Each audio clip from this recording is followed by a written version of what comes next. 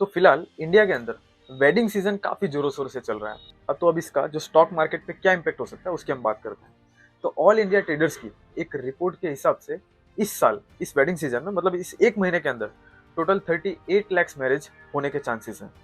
And जो historical data है, जो इसके पहले के जो अनुमान है, उसके हिसाब से 4.75 लाख करोड़ का व्यापार हो सकता है इंडिया के अंदर। तो इस तरह के कुछ ऐसे सीजनल एक्टिविटीज होती हैं, जो प्रसंग होते हैं, इस तरह के जो फेजेस होते हैं, इनसे जुड़े हुए स्टॉक मार्केट के अंदर जो स्टॉक्स होते हैं उन पे पॉजिटिव या नेगेटिव इंपैक्ट होने के ज्यादा चांसेस रहते हैं। तो इस अगर वेडिंग सीजन की बात करें तो जो हमने पहले देखा कि 4.75 लाख करोड़ का बिजनेस हो सकता है, जिसमें से 15 से 20% जो है टोटल एक्सपेंस है वो सिर्फ ज्वेलरी बिजनेस में जा सकता है, ज्वेलरी परचेस करने में जा सकता है।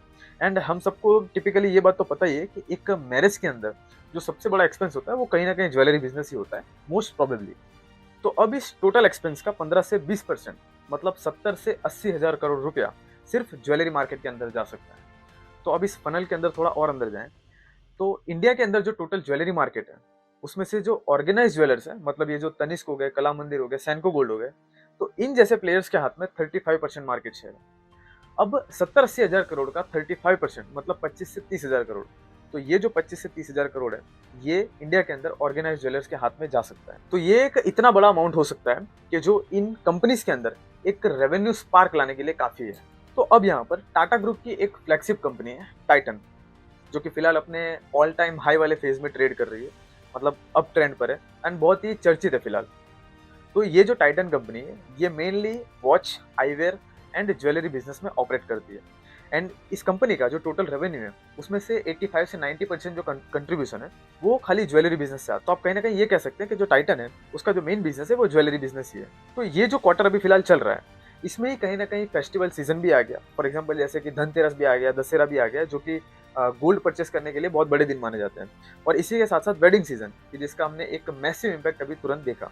तो इस क्वार्टर को ज्वेलरी कंपनीज के लिए काफी अच्छा क्वार्टर माना जाता है, क्योंकि इस क्वार्टर में इन कंपनीज के लिए एक अच्छी रेवेन्यू ग्रोथ आती है। तो अब हमने यहाँ पे टाइटन को एज एग्जाम्पल देखा, तो हम टाइटल का ही पिछले 5 साल का एक डेटा है जिसको यहाँ पे ट्रैक करने की कोशिश। तो इस डेटा में हमने फाइनेंशियल ईयर 2019 से फाइनेंशियल ईयर 2023 के क्वार्टरली रिजल्ट शो किए हुए हैं। तो इस डेटा के हिसाब से आप देखोगे कि Q3 मतलब ये जो अक्टूबर से दिसंबर का क्वार्टर है, इसमें रेवेन्यू जो है वो कंपेरेटिवली उस फाइनेंशियल ईयर के बाकी के क्वार्टर्स के हिसाब से काफी ज्यादा है।